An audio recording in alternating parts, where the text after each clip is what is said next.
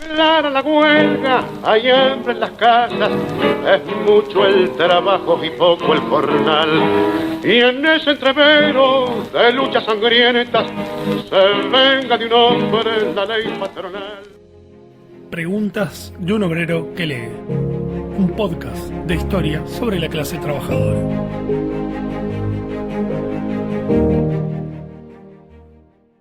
Hola, bienvenidos y bienvenidas a este nuevo episodio de Preguntas de un obrero que lee. Hoy estaremos hablando sobre la experiencia de la clase trabajadora en Chile, y para ello nos acompaña Ángela Vergara. Ángela Vergara es licenciada en Historia por la Pontificia Universidad Católica de Chile, magíster y doctora en Historia por la Universidad de California y se desempeña como docente titular del Departamento de Historia de la Universidad de Estado de California en Los Ángeles y como docente asistente del Departamento de Historia de la Universidad de Texas, Estados Unidos.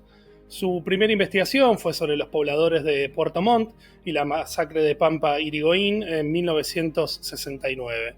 Luego se especializó en los trabajadores, en particular en los mineros del cobre de Potrerillos, en Chile, tema sobre el cual hizo su tesis de doctorado. Cuenta con numerosos artículos en revistas académicas, tanto estadounidenses como del resto del continente. Entre sus recientes trabajos, cuenta su último libro, Fighting Unemployment in 20th Century Chile, editado en el año 2021. Ángela, bienvenida. Hola, muchas gracias por la invitación a participar en el programa y poder conversar sobre estos temas tan relevantes que la experiencia obrera. Desde luego, desde luego. Bueno, para comenzar, consultarte un poco en torno a una caracterización de este mercado de trabajo que se empieza a configurar en Chile en algún momento que, bueno, vos nos precisarás un poco más en el siglo XIX y cómo está compuesta esta masa trabajadora que todavía no podríamos definir en términos de clase, pero sí por lo menos como esa mano de obra que está habitando Chile y que se va a empezar a configurar al calor de la transición capitalista, ¿no? de este Estado chileno que también se está configurando en el siglo XIX, un poco orquestado con lo que está sucediendo en general en todo el continente. Bueno, los procesos de formación o de un mercado de trabajo en Chile a lo largo del siglo XIX están muy marcados por los procesos de migración rural.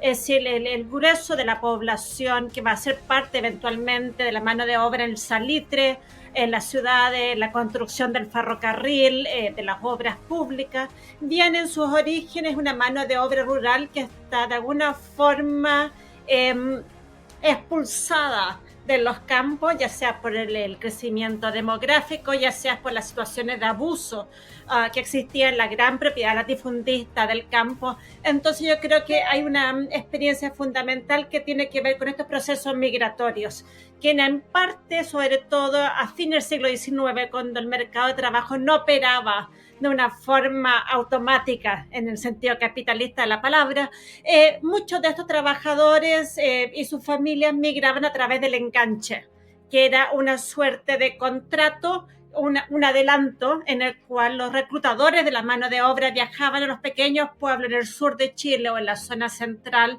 a las zonas rurales, ofreciendo condiciones de trabajo, ya sea eventualmente en la minería, en las oficinas salitreras, pero también en la construcción del ferrocarril, que fue una parte importante para la de colocación.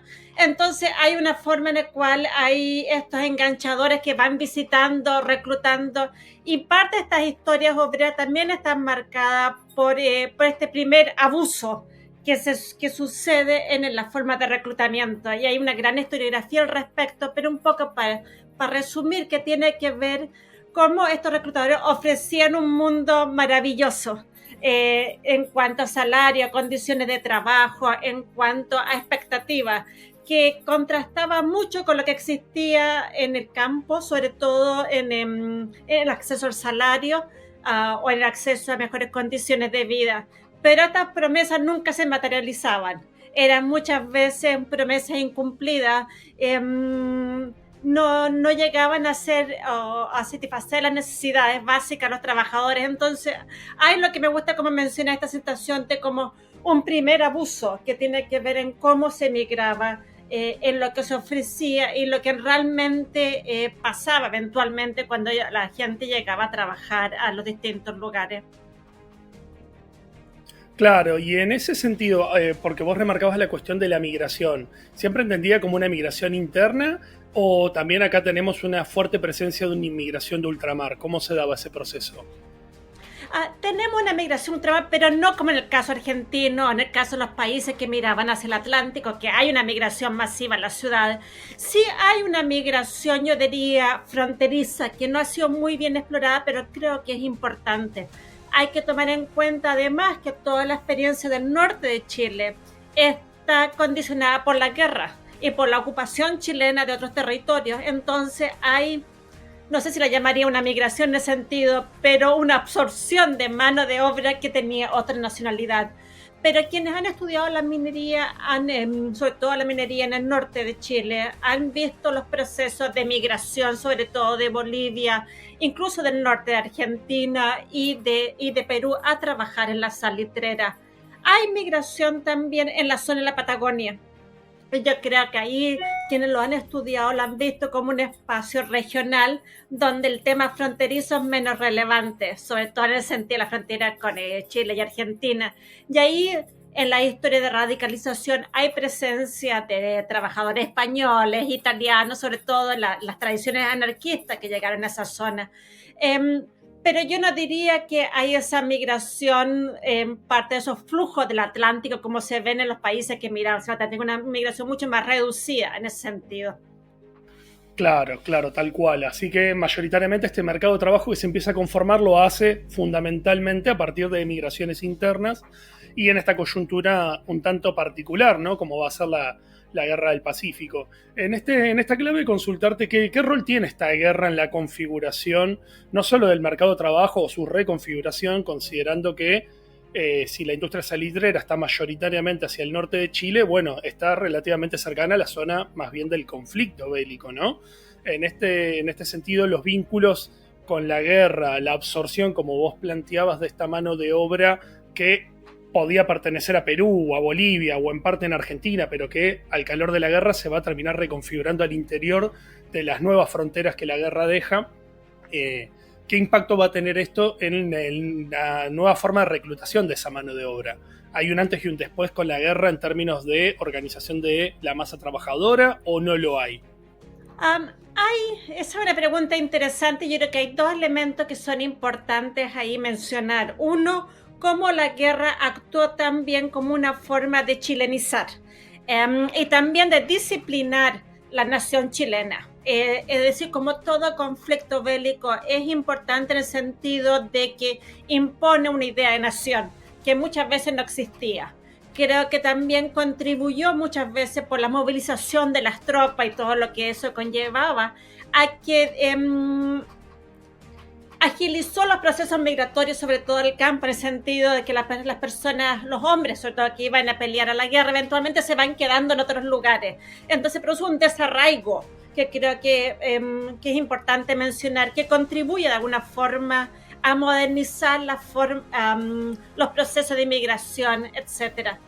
Creo que también en cuanto que tiene que ver un poco con los ciclos económicos, la ocupación chilena de las provincias del norte, la toma de posesión de la salitrera y todo lo que con eso conllevaba, también hay un boom del salitre que comienza en esa época. Entonces hay una mayor conexión con los mercados globales, se acelera de alguna forma en este ciclo exportador de los altos y bajos. Entonces viene un boom exportador con posterioridad a la guerra del Pacífico. Entonces eso también aumenta las corrientes migratorias, también aumenta la demanda de mano de obra. También no solo la gente llega a través del enganche, sino que mucha gente que comienza también a responder a las cartas, a los anuncios, a los rumores que existían en esa zona de que había trabajo. Entonces empieza sobre todo un periodo de crecimiento de la economía chilena. Entonces yo creo que eso es lo que tiene mayor impacto en esta transformación de la forma de trabajo o de, bueno, decir, como de agilizar los procesos migratorios. Claro, claro, desde luego. ¿Y cuándo se te hace más evidente la presencia de algo más definido como una clase trabajadora, ¿no? De estos sectores trabajadores que ya se van instalando en torno a las salitreras, en torno al ferrocarril, que van urbanizando espacios que quizá durante y previo al conflicto bélico ni siquiera existían o eran pequeños puebleríos. ¿Cuándo esta masa trabajadora empieza ya a consolidarse más con una perspectiva de clase? Bueno, y ahora la historiografía está como un poco en consenso que está, los historiadores como Julio Pinto, que han estudiado sobre todo el mundo salitrero, hablan de la década de 1890 como un proceso de consolidación de la identidad y de proceso de politización también de la clase obrera. Hablan también de que es en la década 90 donde se dan las primeras huelgas, sobre todo ilegales y reprimidas, en la zona salitrera, en los ferrocarriles. Entonces hay un periodo de fines del siglo XIX, uno podría decir, donde se van constituyendo identidad más clara, uno podría decir, vínculos, una conciencia obrera, como lo diríamos en términos más modernos, que tiene que ver con esa época. Yo no lo restringiría al salitre, y creo que uno de los temas importantes de debate en la historiografía chilena siempre es cuál es el origen de la clase obrera. Y siempre hay una división, ¿es en la ciudad, de los trabajadores urbanos, en el tranvía o en la salitrera? Y creo que después de muchos años se ha llegado al consenso que es en ambos lugares, que no se puede decir el origen de la clase obrera. Entonces yo creo que también hay que destacar los procesos organizativos que se dan en las ciudades, sobre todo en los transportes, trabajadores marítimos, como lo ha estudiado George Zavala. Hay diferentes lugares donde se van dando estos procesos de concientización, de politización y sobre todo de vínculos con otros grupos y de publicación de periódicos eventualmente, que todos van dejando en evidencia este nuevo sector o este nuevo grupo social, político, laboral. Claro, desde luego. Y en términos de esos vínculos con el Estado, ¿hay alguna práctica tendiente a la inclusión de estos trabajadores o la respuesta es mayoritariamente la vía represiva por parte del gobierno? Bueno, se da como en todas partes de América Latina. Yo creo que todo este fin del siglo XIX, comienzo del siglo XX, es un periodo muy represivo. Es que muchas veces, sobre todo de la memoria obrera, se habla como de las décadas heroicas de la formación del movimiento sindical, porque es un momento en el cual el Estado reprime, o los empresarios con la ayuda o complicidad del Estado reprimen al movimiento obrero, ya sea las masacres, tenemos las masacres en la Patagonia, en el Salitre, hay varios hechos en las ciudades. Entonces sí, uno puede hablar de una acción del Estado fundamentalmente represiva. Pero creo que al mismo tiempo, ya desde inicio del siglo XX, comienzan los primeros esfuerzos de legislar.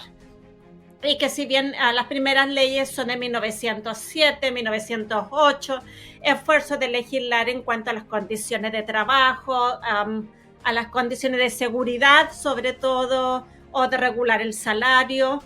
Hay también los inicios, ya en 1907, 1908, 1909, de una acción del Estado por comprender el mundo obrero, de estudiarlo, de hacer encuestas, de diagnosticar los problemas.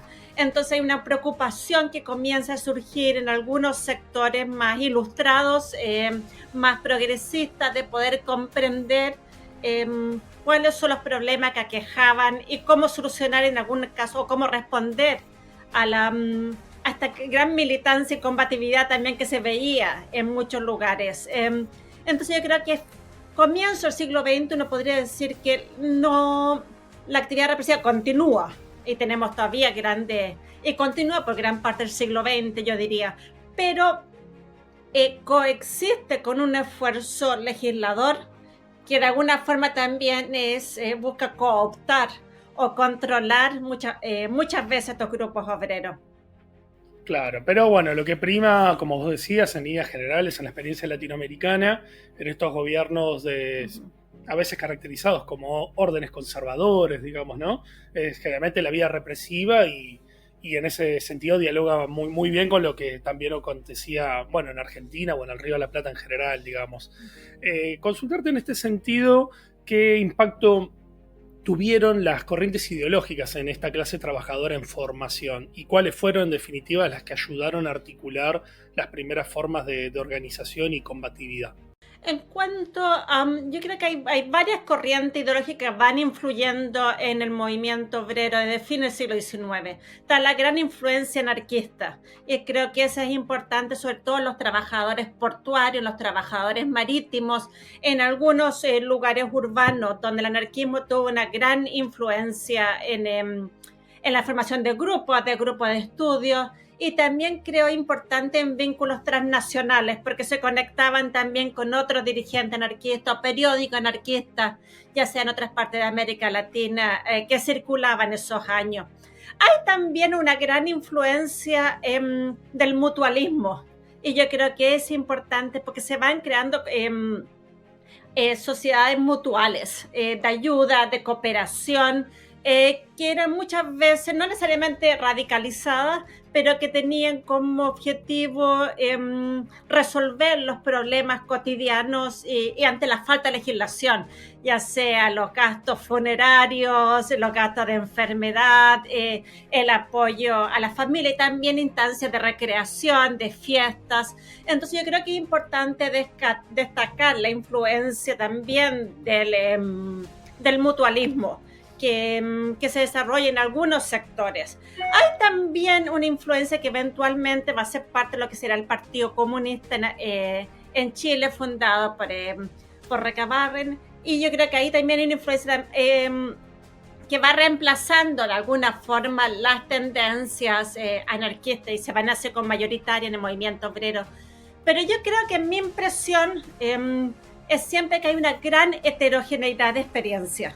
Y si bien hay debates que tratan de centrarse en una línea, como la gran influencia ideológica, para mí, desde la historia más social, que es lo que yo hago, veo una gran heterogeneidad en la cual diferentes grupos locales van apropiando ciertas ideas, ciertos movimientos para poder entender o comprender lo que le está pasando, las injusticias, y poder también articular demandas, ya sea al Estado o a los movimientos políticos. Por ejemplo, las costureras, todas son parte de este tejido social y político que se va articulando a comienzos del siglo XX. Claro, tal cual. Es importante siempre tener en cuenta esa perspectiva, digamos, ¿no? Sabemos, porque las fuentes sobredimensionan, nos permiten ver una presencia del anarquismo muy marcada, desde luego a fines del XIX, pero claramente no fue la única corriente que articuló y permitió tramitar formas de solidaridad de clase y de combatividad, ¿no? Pero desde luego tuvo un peso destacado. En esta clave, consultarte por una experiencia muy singular de Chile en términos de organización de la clase, como fueron las mancomunales, digamos, ¿no? ¿De qué se trataba esto? Las mancomunales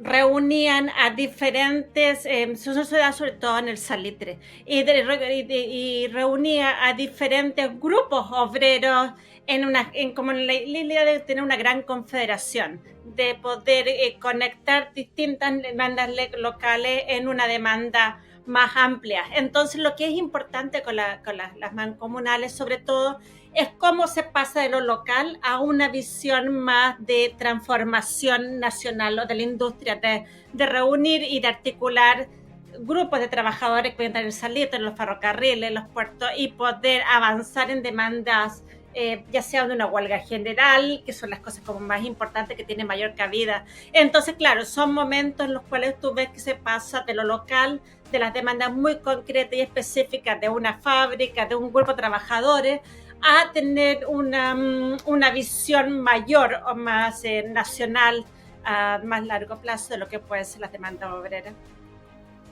Claro, exactamente. Siempre, o por lo menos a mí, siempre me llamó la atención esta lógica de las mancomunales, porque fue una experiencia muy, muy singular, digamos, ¿no? Que uno las busca acá en Argentina y por lo menos no encuentra algo que se le parezca, y que tiene que ver obviamente también con esta singularidad de la industria del salitre, la lógica del trabajo más aislado también, ¿no? Muy, muy vinculado a la comunidad en torno a la explotación, ¿no?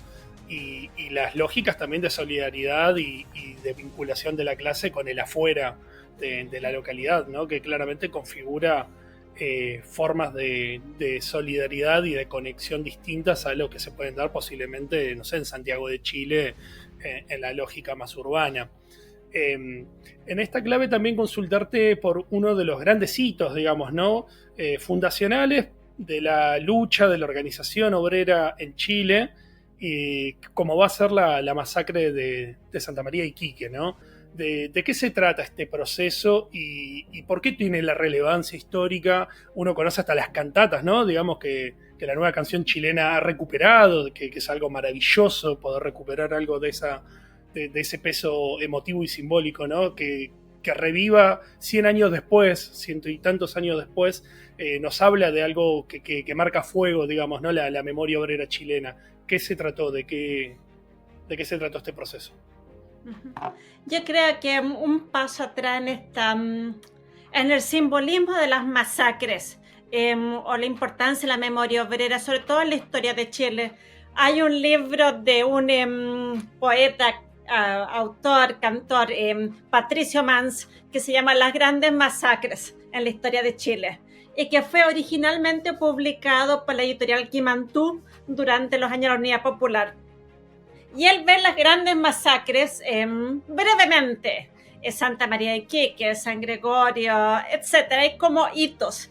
Y en este sentido es como esta larga, para él, y eventualmente es parte de lo que se ha hecho mucho, esta larga historia de violencia contra el pueblo, contra los pobladores, contra los salitreros, etcétera. Es decir, como de hitos que van, no que sean inusuales, porque son cotidianos de alguna forma la violencia, pero ya sea por su envergadura, ya sea por dónde fueron ubicados o el tiempo que tuvieron lugar, se convierten como en estos hechos que van marcando como devenir de las organizaciones populares y obreras. Santa María de Iquique yo creo que es fundamental porque muestra por un lado un hito en la forma de organización de los trabajadores salitreros. Como tú mencionabas anteriormente, el mundo salitre es muy único, porque los trabajadores están desparramados en lo que se llaman las oficinas. Y hay oficinas grandes y oficinas chicas, y están en una zona desértica en la cual no pueden sobrevivir si no es a través del salario. No hay agricultura, no hay nada. Y por lo tanto, todas se forma una relación de dependencia muy extrema con el dueño de la oficina, desde el consumo de los bienes básicos a través de lo que se llama la pulpería, la dependencia con el salario, la presencia de los elementos de seguridad o de represión, que uno puede decir carabineros, la fuerza, etcétera. Entonces es un mundo que busca controlar muchas veces al trabajador salitrero y su familia. En este mundo el ferrocarril se convierte en el vínculo, no solo para mover el salitre, pero también en cómo migran los trabajadores, cómo se conectan y cómo se traspasan las ideas. Y el puerto, en este caso Iquique, tiene un nuevo simbolismo en el cual todo termina en el puerto. Entonces, el caso de Santa María de Iquique es que los trabajadores salitreros bajan Iquique y bajan con sus familias, un poco como cuenta la cantata, como que y es una huelga general, la gente llega a Iquique, se aloja en esta escuela, en la escuela Santa María, para ejercer presión, y viene el Estado y viene la masacre. Y un parte de todo el debate es, que pasa mucho, es cuántos fueron los muertos, que nunca se sabe. Entonces, la cantata de alguna forma aumenta los muertos, a cuántos fueron registrados, qué pasó. Hay un libro muy, muy hermoso que ya es un clásico del autor es Debes y se llama Los que van a morir te saludan. Es un libro chiquitito, hermosísimo, porque reconstruye, escrito en la década del 80, yo creo a fines de los 80, pero es un clásico en la historia del trabajo en Chile porque reconstruye la masacre y reconstruye como presencia obrera. Creo que también es muy simbólico porque está la presencia de las mujeres y de los niños y de las familias. No es solamente el trabajador salitrero en una huelga, sino que es una represión contra todo el mundo salitrero. Entonces yo creo que ahí también se vuelve muy importante, quizás como símbolo de esta represión. Pero de nuevo yo creo que hay muchas masacres. Hay masacres de la década del 20, la década del 30, y por eso son parte de esta, como puntos como de, así como de fricción, en el cual se muestra la agresividad, la represión contra el movimiento obrero y con movimientos sociales. Claro, pero quizá el punto nodal está en esto último que vos remarcabas, ¿no? Que a veces se pierde un poco de vista. No es la represión de una huelga más, ¿no? Es la represión sobre la familia trabajadora, sobre el conjunto de la comunidad, contra las mujeres, contra los niños, digamos, ¿no? Tiene una dimensión que excede ampliamente el vínculo capital-trabajo, ¿no? Y de alguna manera eso inaugura algo que, si bien lamentablemente se va a seguir repitiendo después a lo largo del tiempo, tiene una forma de violencia que quizá no es la más frecuente. No sé, yo a veces pienso un paralelismo y se me ocurre solo en Argentina algo de esas características con lo que será la represión de los pueblos forestales, digamos, ¿no? Casi una década y media después de la experiencia de Santa María de Iquique. Te consulto, Ángela, esto es algo que vos trabajaste mucho, que está muy vinculado también con tu último libro, porque los ciclos del salitre marcan de alguna manera el pulso del trabajo en Chile para estos años y marcan el pulso de la economía de Chile. ¿En qué momento la desocupación se transforma en Chile en un problema de Estado y también en un problema para los trabajadores, ¿no? Porque el trabajo esporádico, golondrina, siempre estuvo. Ahora, ¿cuándo ser desocupado es parte de un problema mayor? Bueno, Chile comienza, esa es una pregunta, claro, que yo la estudiaba, sobre todo en el tema del desempleo, es cuando Chile o las élites en Chile reconocen el desempleo como un problema, tanto económico como social. Y para el caso chileno, que se va a hacer muy distinto de otros países, sobre todo en Europa o en Estados Unidos, comienzan a reconocer que es el sector exportador la causa de la inestabilidad económica y también la causa del desempleo. Y sobre todo en el salitre, porque el salitre tiene de nuevo esta sensación de trabajador migrante y por lo tanto cuando cierran las oficinas, cuando viene la crisis económica, expulsa al trabajador. El trabajador no puede permanecer en las oficinas porque no puede sobrevivir. Llega al puerto o llega eventualmente a Santiago o al Valparaíso. Entonces, de alguna forma, el reconocimiento al desempleo, que comienzan estos ciclos cada vez más frecuentes y cada vez más agudos después de la Primera Guerra Mundial, que es cuando comienza la crisis, la larga crisis del salitre chileno. Y es sobre todo eventualmente con la Gran Depresión en la década del 30, cuando se masifica en las grandes migraciones. Pero para mí es sobre todo la idea de cuando se visibiliza. Es cuando el trabajador cesante con su pobreza, con su miseria, con su falta de empleo y todos los problemas que eso acarrea, está en la vía pública. Es visto por las autoridades, es visto por las élites. Cuando el desempleo queda en la oficina salitrera o se mueve allá, no se reconoce como un problema nacional. Pero es cuando llega a la ciudad o cuando se convierte en un factor que desestabiliza el orden político. Entonces, sobre todo, comienza la crisis salitrera a fin de la Primera Guerra Mundial y hay grandes migraciones. Y ahí está, por ejemplo, las primeras formas de regular el desempleo, que es a través de la colocación obrera. Pero es sobre todo el gran punto cuando se habla de desempleo masivo y de un problema social, es la crisis del 30. Ahí es como cuando realmente el Estado comienza a ver que el desempleo tenía un nivel que no era conocido con anterioridad. Claro, es decir, es interesante esto que vos marcabas, digamos, ¿no? Porque no es tanto importante como vos marcabas cuándo empieza la desocupación, sino cuándo es percibida como tal, digamos, ¿no? Cuando esta toma un cariz importante y visible, sobre todo en los lugares de toma de decisión, ¿no? Porque lo que pudiera pasar en el salitre en el norte, si no llegaba como novedad a Santiago, quizá perdía un poco de esa importancia, de ese lustre. Y en este sentido vos planteabas en torno a la Gran Guerra, que desde luego va a sacudir a todas las economías de Occidente, y en América Latina se va a hacer sentir en todos lados. Si pudiste detectar cómo dialoga esto con la clase trabajadora ya un poco más organizada, ya habías nombrado a Recabarren, ¿no?, como este formador del Partido Comunista en Chile, y cómo dialoga con esta clase trabajadora esta situación de cimbronazo que supone la Gran Guerra. ¿Es un empujón? ¿Es un freno? ¿Cómo tramita la situación de crisis y esta llegada de migrantes expulsados justamente del descenso productivo del salitre, aunque sea por un tiempo, ¿no? Yo creo que hay diferentes lecturas. Por un lado hay una lectura más política de los sectores más radicalizados, más ilustrados de la clase obrera. Mencionas a Recabarren.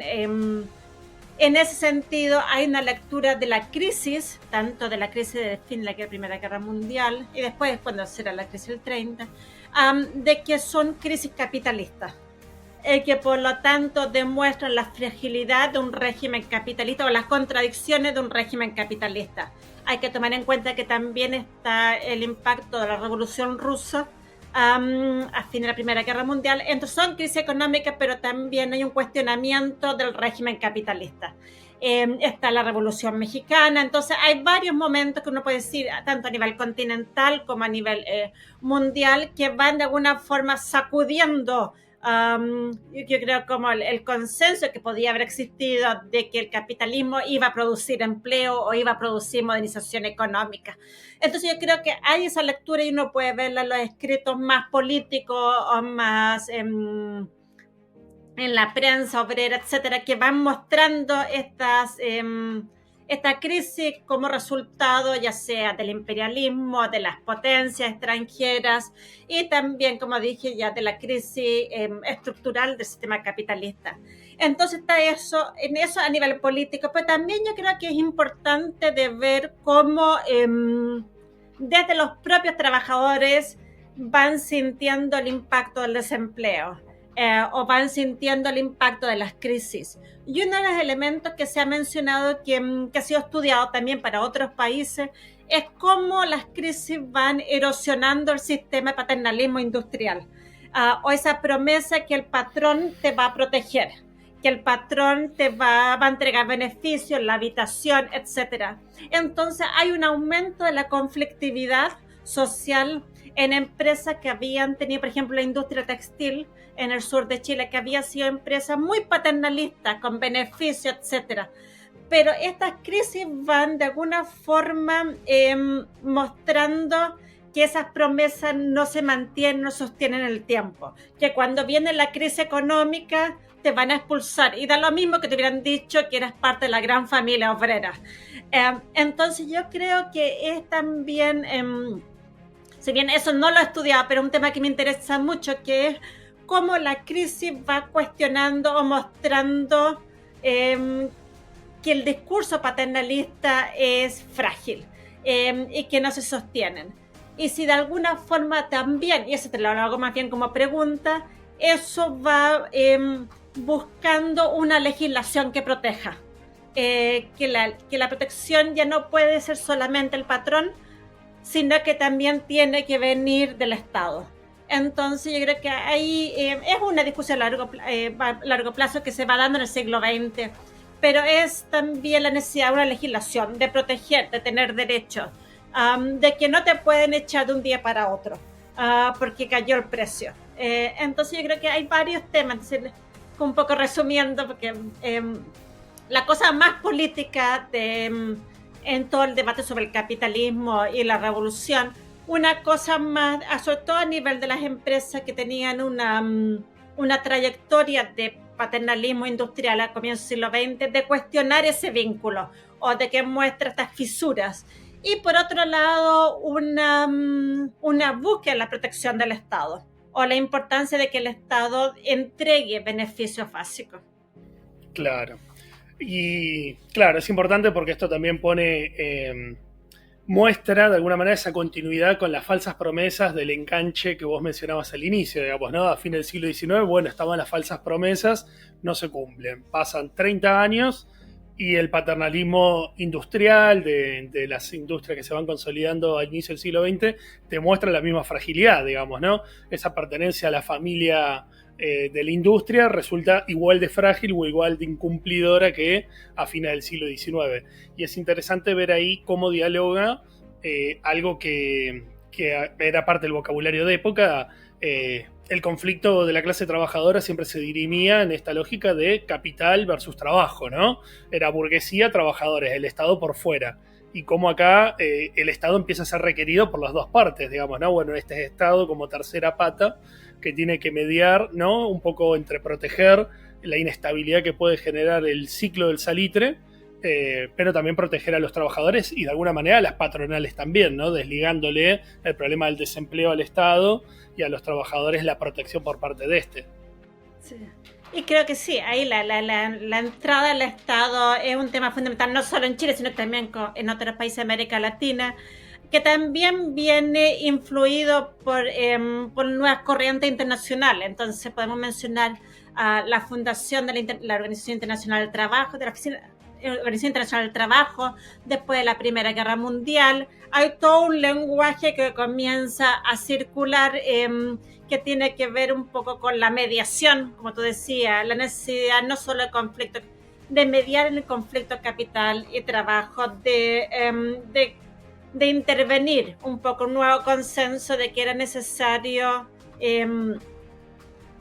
de alguna forma prevenir los abusos más extremos que podía causar la empresa capitalista. Entonces yo creo que el rol del Estado es fundamental y si bien hubo mucha desconfianza de parte de sectores obreros, sobre todo con las primeras leyes de seguridad social, por los descuentos que se hacían y una falta de confianza en un Estado que había sido un Estado represor, entonces no había mucha... ¿Por qué confiar que el Estado ahora te iba a descontar para pagar una seguridad social que nunca se iba a ver? Claro. Pero yo creo que eventualmente el Estado va creando nuevos vínculos y para mí ahí es fundamental no hablar solamente como estas leyes en abstracto o del Estado en abstracto, pero también un Estado que comienza a contratar muchos funcionarios, que se va materializando en la vida diaria de los trabajadores, que va teniendo una inspección del trabajo, va teniendo inspectores, que se convierte de alguna forma en un puente entre la clase obrera y esta nueva legislación. Entonces yo creo que un Estado que se va teniendo mayor presencia, tanto en la ciudad, en los barrios obreros, al interior de las fábricas, y va respondiendo de alguna forma a las inquietudes o necesidades de los trabajadores. Ángela, muchas gracias. Hoy nos acompañó la historiadora Ángela Vergara para pensar y problematizar a la clase en la experiencia de Chile. Gracias por estar ahí y nos vemos en el próximo episodio de Preguntas de un obrero que lee.